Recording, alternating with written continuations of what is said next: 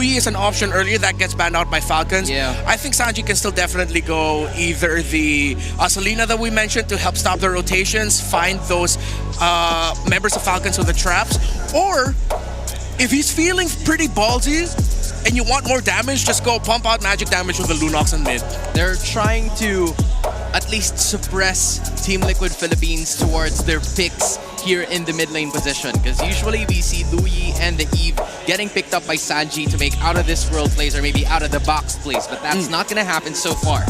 I wonder if he's willing to play into the Kagura. I think the record for the Kagura not that stellar for Sanji, no wins on it. Right. So they save their mid lane pick for later. They pick up the Harith. I wonder if they're gonna go mega greedy sustain and then surprise Angela again at the end of the draft. Because they don't need to get burst anymore. They have the Harith. They're fine with that. Right. So I think for Team Falcons, they tried to do that greedy lineup from game number 1 where it's heavily, lenient towards it, but I get the point. I see the vision here coming in from Team Falcons. If they want to pick off a greedy lineup, they can do that just because of the Alice and the Harith still needing some scaling. Yeah, I felt like that. I think that's the only way for them to be able to stop this. So we're going to pick up, you can't go Kaja. Are you forced to play Boxer Roam? Then you have a little bit of stop. Matilda. Okay, Matilda with the Fred with the Granger. Okay. Yeah. I call this old school, a little bit more old school, the sustain. There needs to be a source of healing and shielding. Oh, it might actually be Angelo for Sanji. If it's not going to be anything offensive like the Selena or the Kagura, you go for defensive and utility. You pick up the Jella. You don't have to worry about an Esmeralda on the side of Falcons. You already see their lineup. An extra Angela means that you get a little bit more sustainability to match the shields that will inevitably be really good for Falcons and terrible for Liquid to go up against if they can't match the sustain. So, they go for damage. They still go for the Lunox that we mentioned earlier. They don't want to match the sustain. They want damage. A lot of people were pretty much bashing the people who use a hero that only has a few buttons to press. But with the Lunox, they're going to go damage. They're going to try to break through the wall of Kyle TZ and Flap TZ. And together with Ogwen, the Lunox doesn't really care about the shields that will be committed here by the rest of the members of Team Falcons. But for Super Marco, the range finally comes in. He no longer needs to go all out and then further engage with the idea of fighting from the distance. And I think based on the Alice and the Gatap Gacha of Team Liquid Philippines, he's going to have to be really careful about the idea is for Team Falcons to equalize, but TLPH wants to take it. Here are the casters for y'all. Thank you for the breakdown, Hans and Renmar. Once again, we're about to jump into Game 2 here in this best of 5 between the Clash of the Titans, TLPH, and Team Falcons. It's me, Nyasu, and Leo to bring you the action. And man, I'll tell you what, Game 1 was devastating. Welcome to Mobile Legends. But legend has it that when Titans collide, you can't help but get a long series. So Game 1, that's true. That was just a taste. I'm here for the whole course. Okay. All right. I want to believe it too, man. We're sitting at the table for this one. I will say this, though. Looking at the emblem breakdown, looking at the lineup that Team Falcons brought to Game 2, I share the same sentiments with what our panelists said here. One of the great things is the utility they have. They have Matilda locked in. This is much better for Super Marco. He's now got the Granger, so he's got some range to work with. And the telltale sign that you respect what your opponents brought in Game 1, look at the absurd amount of purifies. I was going to say. I'm pretty sure if Flap TZ wasn't on an Arlet, he might have also rocked like a Purify if he was like a CC or something. It is a 4-man Purify, Right? Yeah, because again, you can't put a Purify in your jungler. But that just shows you how important crowd control is to Team Liquid Philippines' MO is. When they go into a match, they want to make sure that they don't just have damage. They have ways to dish out that damage efficiently. So you want crowd control, which they still have now in spades. And that's why I think, the Team Falcons took what happened to them in Game 1, and they're like, we're going to go in better prepared for it. So what better way to do that than have a Matilda with you in the hands of Ogun, which can help you be a little more versatile and mobile. Which I think is an answer to Liquid's, I guess, less crowd control-centric lineup. Upon further evaluation, it's more damage now. Magic damage. Even Renmar, I saw drool a little bit, was like, ooh, still the Lunox? Really? Because that is such a specific choice to make. That's a decision that they made in tandem with their coaches Coach RC and Coach Tic Tac. Sanford here, going to the back line, throws out that shadow. Ruin, no one home. Few less than half health as Carl just wails away at the turtle, securing it. JP still alive. Revitalize AOG on out. The brilliance in. Final slash by the Filipino cannon. Sanji falls. So does JP. Falcons clap back. Oh, they clap back. They do give up that turtle, one in the hands of Carl TZ, but good pickups here. Grabbing a couple of kills to put him on the board for Team Falcons. A much better start.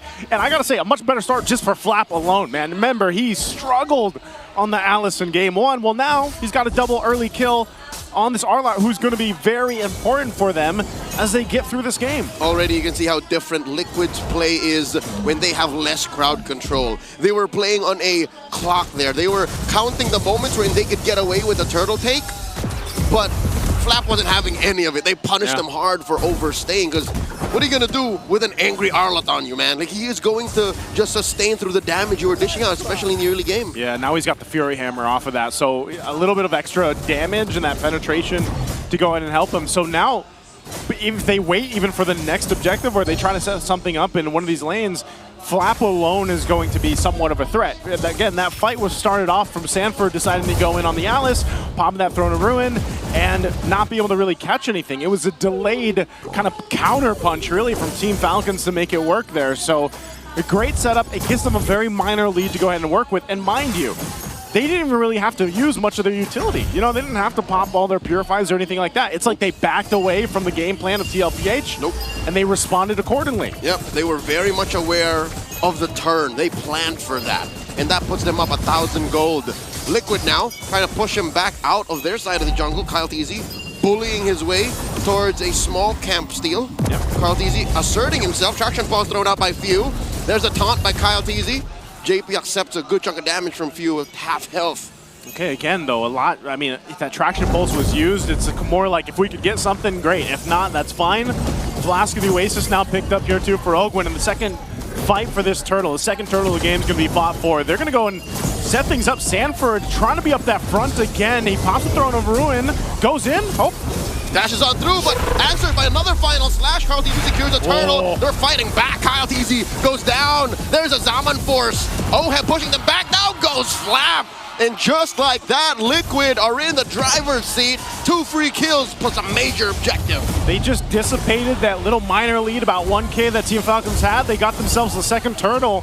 So TLPH will find an answer, and they're going to be looking to take a little bit more if they can here. So Carl TZ won't be able to grab that buff, but that was a big swing in favor of TLPH from letting things back into the balance, you know, from letting it not slip out for Team Falcons. And what's dangerous, Joseph, is the fact that they changed nothing about their approach. It was the same. Literally the same thing. Oh, we're going to blitz down the turtle and then clap back when we can. Yeah. I think they were just checking ranging in the first engagement. And now they know better what Falcons is capable of. They know what Flap TZ is willing to do and are able to sidestep. Exactly. That's it. A missed final slash. Missed final slash. And you know how many times that TLPH, they're always like that, man. They might, you know, kind of get caught in the early game, but when something like that happens, like a big team fight like that happens, they're able to go ahead and adjust very quickly. Uh-oh, they catch Sanji. Kenny Brilliance out just in the nick of time, gets it, doesn't spend the flicker. A close call for the chef. Great for him to keep on to the flicker, too. I was almost half expecting him to use it, but knowing the limitations here, once again, TLPH will go ahead and just set things up 30 seconds away from this turtle.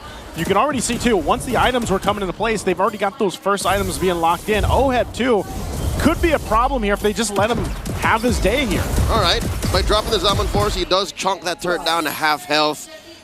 TLPH, amazing map control with the small window of opportunity they got to snap themselves into 1,000 gold lead approaching. Yep. This is a good look for them going into Turtle 3. It's funny, man. It's literally what we saw for after Turtle 1 for Team Falcons. Now it's the case for TLPH. So we'll see if Team Falcons has an adjustment themselves. Again, they've got so many kind of ways to cover down with the crowd control, with the purifies here. So we'll see if they can actually take the last turtle of the game for them. Flap's going to be able to jump in, but it's Sanford leading that charge again. What can they do here? Traction pulse thrown out too. There we go. AOG coming in. Daddy JP, all eyes on him. Zaman Force thrown out as well. 3 go just as quickly. Few is up next. Didn't even get the purifiers. Marco falls.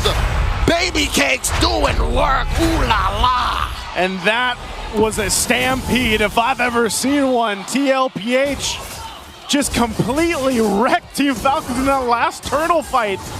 It looked like nothing was going well for them, even though they burned the purifies and everything else. Few didn't get the time to do it, but man, it just seemed like they didn't stand a chance in that team fight. It's a swing and a miss. You mid-block a low sweep by purifying into a lineup that has so much damage and just the right amount of CC to get it in. One more look at it, and look at this. I think Liquid just moved too fast that Falcons wasn't sure if, should we go for the turn or the steal? Turn of the steal, and it was too late. It was a complete, like that is a stampede, man. That's what I'm saying. Like it looked like Team Falcons wasn't sure what they wanted to do in that team fight.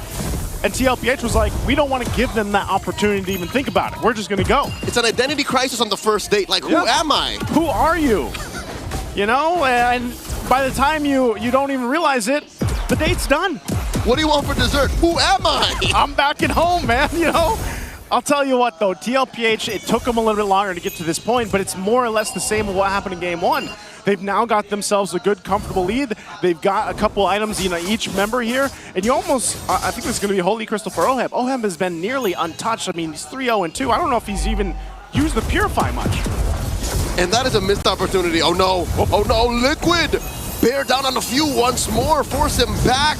Kyle Teasy just acting as the shield for Falcons as another throw of Rowan puts him down to half health. He's backing up, down goes Flap! Flap sacrificed himself so the rest of Falcons can back off. Again, how many times can you do this? You know, how many times can you take the punishment if you're Flap Teasy here? He had such a good start in this game too. The double kill off in the early game, but now he's, you know, and you can't blame him. That's kind of his job. He's got to force himself into these situations where he's trying to get a final slash off to give them an advantage. You know what the hard truth is? Even if this went extremely well for Flap, he's not the one Falcons want to succeed. They want to put money on Few. They want to put money on Marco. And that's not even happening. It's crazy how different even this Alice is working for TLPH in the previous game, man. And it's, Sanford's not doing anything fancy. He's just pretty much like, he hasn't died, that's one thing, but he's utilizing that Flicker and that Throne of Ruin combo really, really well. That's zoning out Team Falcons. And, you know, trying to put the money on the right heroes here, on the right members, is that much more difficult when you got Sanford up in the front of it all. But looking at how Falcons is reacting to it, they have 3 Purifies. Yeah. So what 40 is doing is essentially canceling and negating these Purifies. Which like in turn, giving a Purify. Yeah, like baiting a Purify, exactly. Yeah. So, again, he just becomes a sexier Uranus.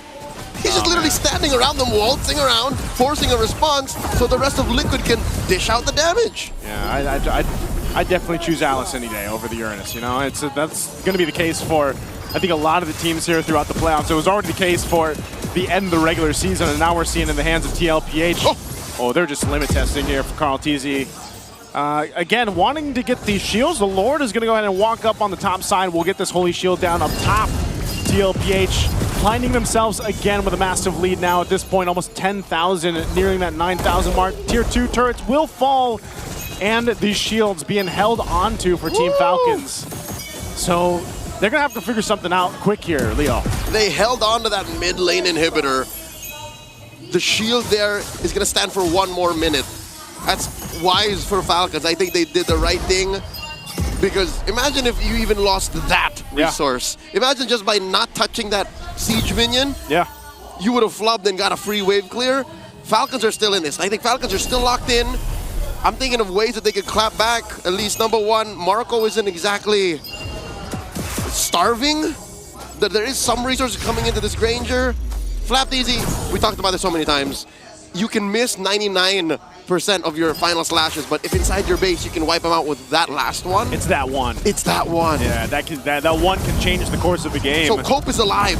The Cope is alive, but I think in order for it to actually become a threat, they're going to have to get that, you know, the gold and the items over here on Super Marco especially, because yeah, crowd control wise, you got that covered for Team Falcons. You got a lot of utility. You got to be able to go ahead and capitalize on that. And who is going to be doing that? Super Marco, and he's just not there yet. He was about 2,000 gold behind Oheb, So I think if you're looking at Team Falcons on how they can go ahead and maintain themselves into this game, it's really buying enough time to get Super Marco to the point where he needs to be. We've seen him do it before, man. Yep.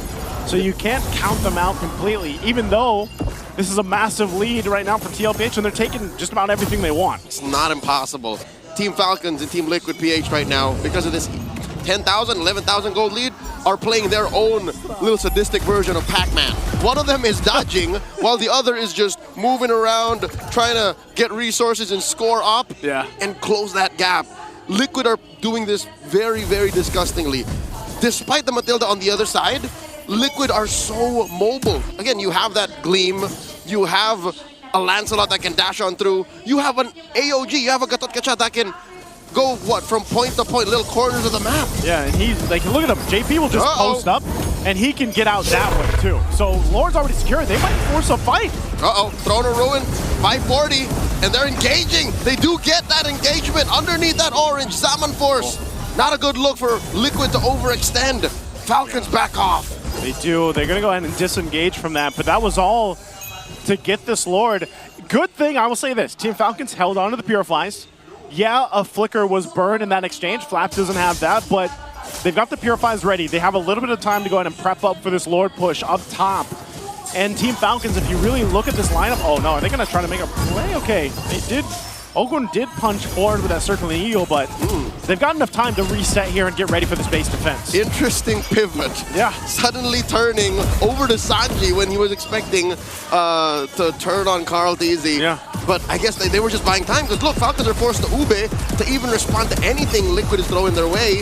They do eventually get to this Lord. JP with the AOG, fighting underneath this tier 3. Not a good look. JP falls. Oh, they're going to be able to go. Now Sanji in trouble. Takes a shot himself, but Carl, they just want that turret. That's all they're going to be able to get. 2 for 1.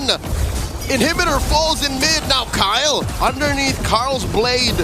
Just taking down about half health as they dodge on through. The taunt catches Carl. The Phantom Execution out. Oh, and that gave him enough space. Oheb was there to back him up with the Zaman Force, but it looks like that's all they'll get.